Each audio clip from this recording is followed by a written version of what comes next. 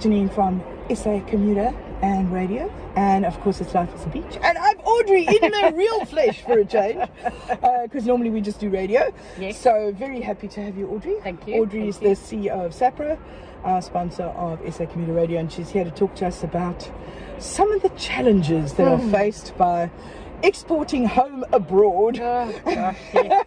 It never stops. There's always some issue on hand. I believe the trains aren't running between Cape Town and Joburg now. Well, Somebody said that yesterday. the trains the trains are used for things like coal and whatever. Our goods never go by train because it's too unreliable. We stopped that Really? 15 years ago. So we have to road haul our trucks from Joburg to Durban. That's what we do. Oh my goodness. The problems we've had out of Cape Town recently is that the weather is so bad, and as soon as the swells get to a certain height or the winds are beyond so many knots, they close the port. So the stacks then keep moving out. So we're a month late on packing a container for a customer, which we eventually packed on Friday. End of March, we were supposed to pack the beginning of March. And so what happens But do you send to Durban, or do you pack in Cape Town? This one is Cape Town. The liquor containers we pack out of Cape Town. Word. So unfortunately it just gets delayed, and you just have to wait, and there's nothing you can do about it. So, Oh my God. Well, I must tell you, I had a client on the weekend who I was talking about you and the fact that we do export goods overseas. I said, but the challenges that we face are because of the delays that ports, for instance, the guy in Durban who has the customs rights can't go to Richards Bay where the guy's sick and let the guys off the boat. There's a 32-day delay. So she said, well, she had been overseas with a friend and went to visit the SA store. And I said to her, you should listen to some of our podcasts, because in one of our talks, we had said South Africans should never visit a South African store overseas. yes. First of all, they're only there for 3 weeks, so Yes. or 2 weeks. And she said yes, but she noticed that there were some things on the shelf that she had to bring from South Africa. Yes. I said to her, there are things called a sell-by date. Yes. And when you are exporting and you have the delays we have, I said, as Audrey will tell you, that sometimes a 6-month sell-by date needs to be a 9-month, because by the time it gets there, it needs to have time to sell. Yes. And she was like, I didn't know that. I said, because you walk into a store overseas and the Afrikaans music is playing and the wine is for sale and the potjie pot, you assume you're in South Africa. Yes. But you're actually not. You're No. you're a lot of miles away. You're a lot of export miles away.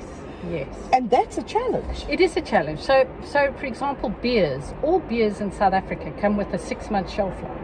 So by the time you export the beers and it gets to the other side, it's only got 2 to 3 months shelf life. Absolutely. And that is so. I have people who would take containers of beers if the shelf life was longer, but they don't make it longer. It only comes to 6 goodness, months. with 6 months. And the bottle the same?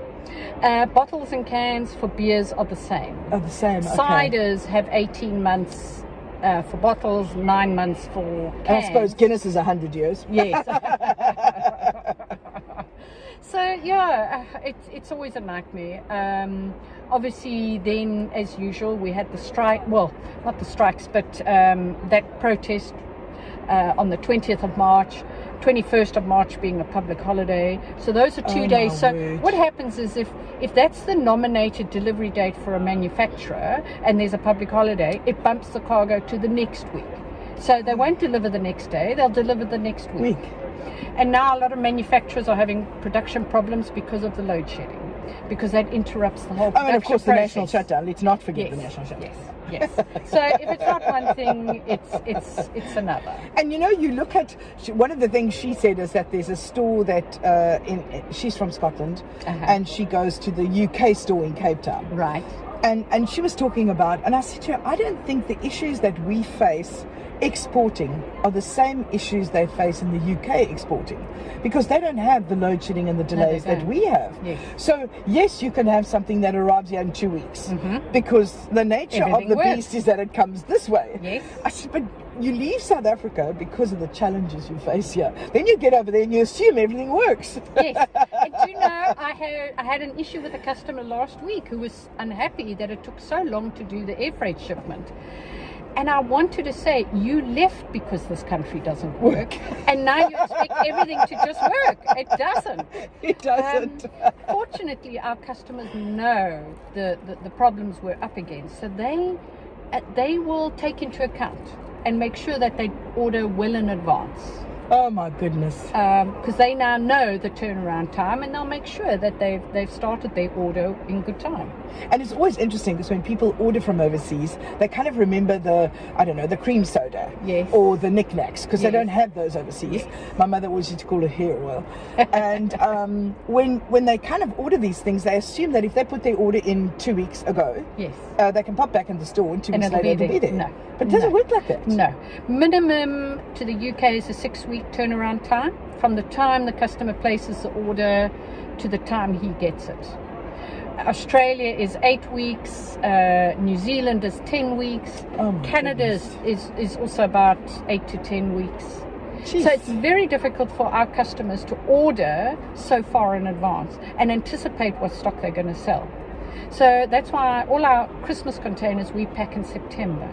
So it gets there in time. Yeah. But I remember in our last interview you said that you start packing for Easter in November. We did. So all the Easter eggs we get before we close in December, and all the last containers we pack in December have the Easter eggs. So all the Easter now eggs, do you know if all your Easter eggs are yes, arrived? Yes. Okay, let's put it this way. I will have heard if they hadn't arrived. So everything's there. It was done last year already. Oh, that's amazing. And with chocolate, is that pretty much the same as beer? Or is there only certain ingredients that can't have a longer shelf life? You know, I think it's the manufacturers itself, because there's one brand of chocolate that has 10 months shelf life on their chocolates.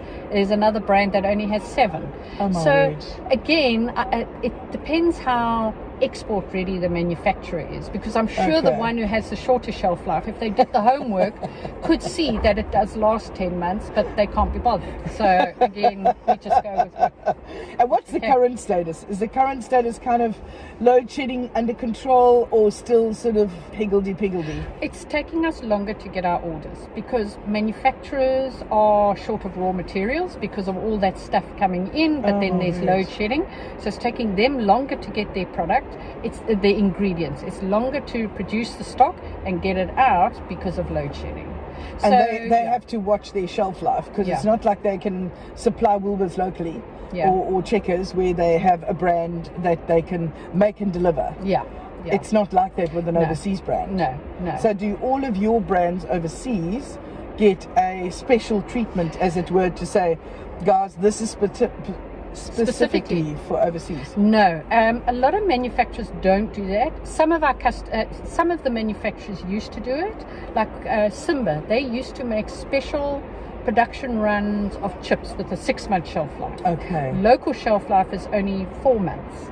And they did away with it about a year ago. No. Yep. So now all our customers are having to order less lines because they can't take full pallets because they'll never get through the stock before. In time. Yeah. So it's killed the Simba market. So now then we have to look for alternatives, and we've been looking at other brands like Fry Max, which then has an 8-month shelf life, which is better than 4-month shelf life. And Simba doesn't care.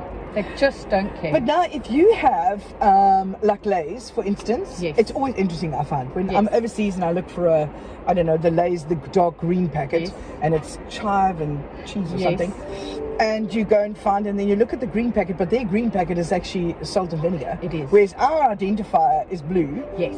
And you kind of look through this. So the Lay's brand, being a worldwide brand, is there a way that they can deliver to, like, can you buy the Lay's brand from another country to deliver to a country that's waiting for a South African brand? So we don't export Lay's because it's international, and they have all their own markets. All their own markets, okay. And Lay's is not very typical South African. It's the Simba and the Willards. So that's what we do. That's that crinkle cut and so we'll send the Simba and Willards. We send a little bit of Lay's, but like I say, that's an international brand. So you can get, even though the packets are different colors and different flavors, you can get them in other countries. But I must tell you, the taste is also not the same. No. I don't know if you've had Lay's overseas, because we kind of go, oh, there's a pack of Lay's. So you buy them, they don't taste the same. No, because it's different potatoes, different seasonings. Of course, yes. It's the same People say the taste of Coca-Cola is different because it's using local water here as opposed to local water wherever, UK, Australia, or whatever. So there is a taste difference. So do you also export water? And I'm just asking, I know that's a funny question, but... Not pure water, but flavored waters. That's very popular at the moment. So we do send the different brands of flavored waters, which seem to be very popular. Oh, that's quite interesting. Yeah. So when it comes to things like over-the-counter products such as, and I'm talking about things like citrus soda. Citrus soda overseas is not available, but here it's an over-the-counter thing that we all use. Yes. Is that something that countries don't allow in because of the ingredients? So those type of things are classified as medicinal. So even though we can buy it over the counter, these other countries don't allow that. We used to send medicinal products overseas until customs said they shouldn't be importing it, because you actually have to register the product on that side as a medical product, and then you have to have a pharmacist that works for you to deal with these medical products. Yeah. So items like citrus soda and things like that, we do send it to some countries where they can import it, but a lot of countries won't allow it. It's the same like Zambuck, the things like you can't make a medical claim without the scientific proof. So like Ingram's camphor cream, we know as the skin doctor. Now you can't say that because there's a claim to say it's a skin doctor. Where's the scientific proof? And so those are the things that stop. So you must obviously be quite an expert in what's allowed into which country. You're a walking encyclopedia. As much as we can, because it's it's vital for us to know, but it's vital for the importer to know. And when they have that problem, they tell us, and we can advise anybody going forward, don't export this or don't order this or things like that. Yeah. Oh my word. So it's kind of for us, what you can buy over the counter is not, I know that at one stage we could buy Miprodol. You could get it over the counter, and whenever somebody went overseas, they was like, please can you send some over, or please can you bring some over, because here you have to have a specialist degree to get them. So and how does cigarettes work? No, we don't touch cigarettes because that is also a very, very difficult and controlled market. Just like what we call bonded cargo, liquor cargo. So when we buy directly from the manufacturers, the liquor items, we don't pay the local duties because it goes straight out the country. So we pay a much reduced price, but then it must go from a bonded warehouse to another bonded warehouse to out the country.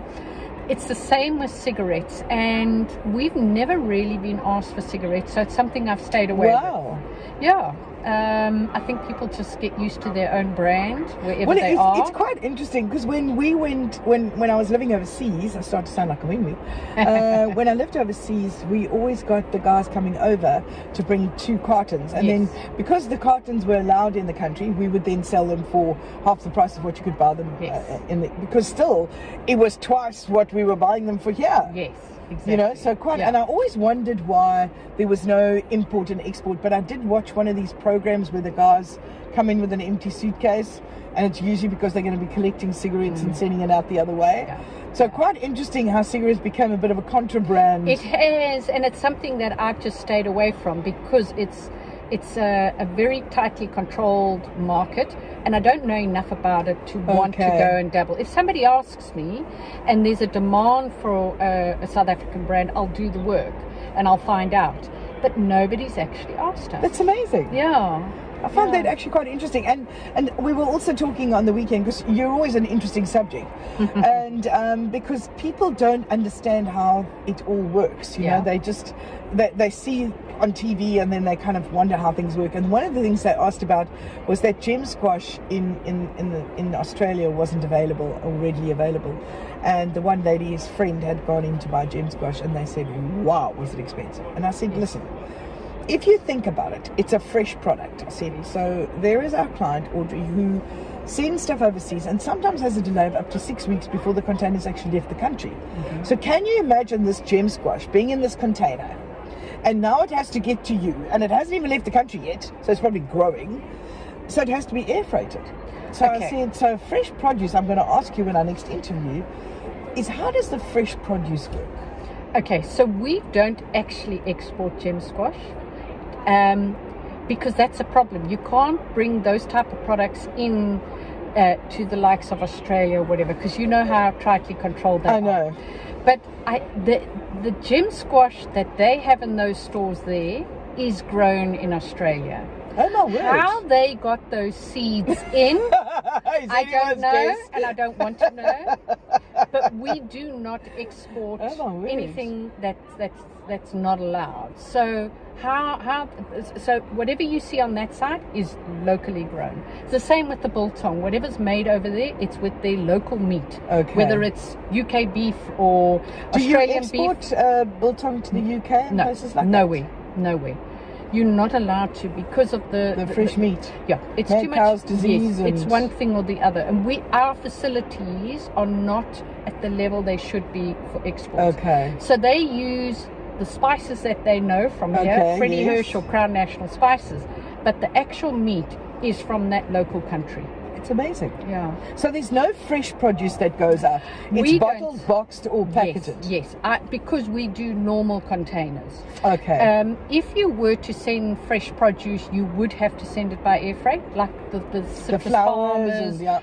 They all do that, or you can send it in refrigerated containers, but that's normally bulk to the stores over there. Whereas you remember our containers always have like 200 different products in one container. That's amazing. Yeah. So I find that, especially with when you're overseas, that always that instant. They always want that instant gratification, for want of a better word. Yeah. So one sees things work overseas, moves overseas because it works, and then obviously wonders why it doesn't work. Yes. And then say, well, you've got products that come from South Africa. So as much as I think people leave home, they hate to leave what they knew at home. Yes. And which I only picked up through exports is that we actually have very good products here. We do, so like the all gold tomato sauce, if you compare that with Heinz, Heinz is it just because we grew up with all gold that we absolutely love it, or is it a better product? It's the same with our Baker's biscuits. They are good biscuits. Absolutely. So we have got good stuff to sell from here. So not only is it nostalgia, but the locals in these countries, start to try our products and they enjoy it, and then they move over. And they kind of figure, you know what, this is awesome stuff. Yeah. And I think that's the most important thing is if you're living overseas, order early. If it's your husband's birthday in April, order in November. Yes. Do not wait until March. No, it's not going to work. Yeah. Because it doesn't happen. No, it doesn't. And it's not because you're importing, it's because we're exporting. Yes. So those and I've also found that the local soaps that we have, the olive soap and the Oma's Buddha soap, they're actually really good for eczema. They don't have those overseas. Okay. So my husband uses them, and because of that, he doesn't scratch so much anymore. Okay. Because we started using them because we interviewed them as a result of SAPRO. Okay. And we now buy directly from her. Oh, do you? And she's a lovely lady. Christine is just the loveliest lady. Yes. But all her ingredients are pure. Yes. There's no additives. Yes. And now we're starting to tell people, because we've sent it over to my son who's in the Isle of Man, saying, so now when he comes to South Africa, his half his suitcase is filled with soap. Okay. Because he said you can't get that overseas. Because he said there they don't believe in proper, even the eczema cream called, there's an eczema cream here that you buy in a big jar. He can't get that over there. No. They just have normal creams, but they don't see people having. But I think because of the rain and it's a lot of a softer environment. It's a different environment, climate conditions. The stuff that he takes over, people keep taking off him. So when he goes like, Dad, can you bring me like 2 tubs? Yes. So the tubs go overseas. Yet you would expect the creams and that to be better over there, but they're not. Yeah. No. We are climatized to dry weather here. Yeah. So our creams are built not built, I suppose, made manufactured, And we use a lot of natural ingredients. Yeah. Do you have to check all those ingredients before they get exported? We normally have to get an ingredient declaration for new products that a customer hasn't ordered before. They'll say to us, please, can you get the ingredient declaration? Okay. And we will send it to them so they can check with their customs clearing agents, is this product allowed in? So, for example, there's certain items you're not allowed to send to Canada if it's got certain colorants in it. Now, our customer, we've had a long-standing customer for 20 years. She knows about it, so she will ask us for the ingredient declaration. If there's an E1 127 or a 124, whatever it may, or 104, then she knows don't order it. It's a problem. So that's what the customers do, is they will try adhere to the rules as much as possible. So interestingly enough, what have we got planned for we've now got Easter. Easter's sorted. Easter's done. So Mother's Day is far too close, because they have a different Mother's Day. I think theirs is March and ours is really May. Gone. Yes. And then we've got Father's Day, and then we kind of... Yeah. So our next biggest season is December, because it's really December and Easter. Yes. Yeah. So when do you start packing for Christmas? So we will start packing the containers in September, so that they can sail by the end of September. So they'll get there early November, because that's when the customers need them. Funny enough, like chocolates, Christmas and things like that, the problem is most of the manufacturers only bring out their Christmas lines beginning of November or late October. That's already too late. So these manufacturers send us their brochures of the Christmas lines. We send them off to the customers, but the problem is we don't get the stock in time. So by the time we get it and load it in the container, it's going to arrive there in January. So that's always a problem. So I have a great question for you. This is an interesting one. I discovered, quite by accident, not because I was clever, but I discovered that Tupperware never took off in the UK. Oh, wow. It actually only took off here. You're right. Because of the model of the way they sell it, with a manager and then demonstrators underneath them. Yeah. And so the model allowed more people to work and benefit from a sale of a Tupperware dish. Okay. You could not find Tupperware in the UK. Okay. So my question to you is, and maybe we can answer this in the next... Yeah. If somebody had a Tupperware, like we got Tupperware here, and Tupperware I think is in the States, because that's where it also originated, would it be something you could send overseas? Yeah. What you would have to do is you would just need to find out what the tariff code for that item is, find out what the import duties are, and as long as you know that and it works out as a good landed cost, then you can do it. Because so many people miss Tupperware when they go overseas. Okay. Because your socks go into there's always this joke about your socks going to the washing machine and comes back as a Tupperware lid. Yes, exactly. So I always kind of wondered about that, because if we have products that work here and they don't work overseas because of their selling model, I often wondered if it was something that was just not allowed to be exported, or was just a problem to export. The thing is, you would have to research why it isn't there already. Okay. Because somebody must have tried somewhere along. Absolutely. Was there pricing out, or was there some other reason it didn't work? And if you find out that nobody's done it, it's worth to give it a try. But it's quite interesting that you encourage people to give you a shout, to say, listen, I have this local product. If it's good, you're willing to... I'm willing to help. To help them to get it overseas. They've got to do their own marketing, but essentially to the stores, but you're willing to send it if somebody orders it. Yeah, so what we find, though, is a lot of manufacturers, smaller manufacturers that are just starting up, contact us and want to export their product. And what I say to them is, it's incredibly difficult to grow an export brand when it's not even locally taken off. Yeah. You have to grow the brand locally. So when all the expats come back for visits to see family and friends, they see it on the shelf, they try it, they want it, they'll go back to wherever they came from and they'll order it. But to try just suddenly grow a brand that's not even known locally is incredibly difficult. I don't mind sending samples, I don't mind helping people, but the thing is, once we send samples, we don't have any marketing facility. No. I don't know what happens to those samples, and it's I think it's very sad to say, oh yes, we'll do X, Y, and Z, when we can't. I can send the samples, but that's all I can do. So some products we have actually, when they came on the market locally, we immediately started exporting them. They've done very well. We export them all the time.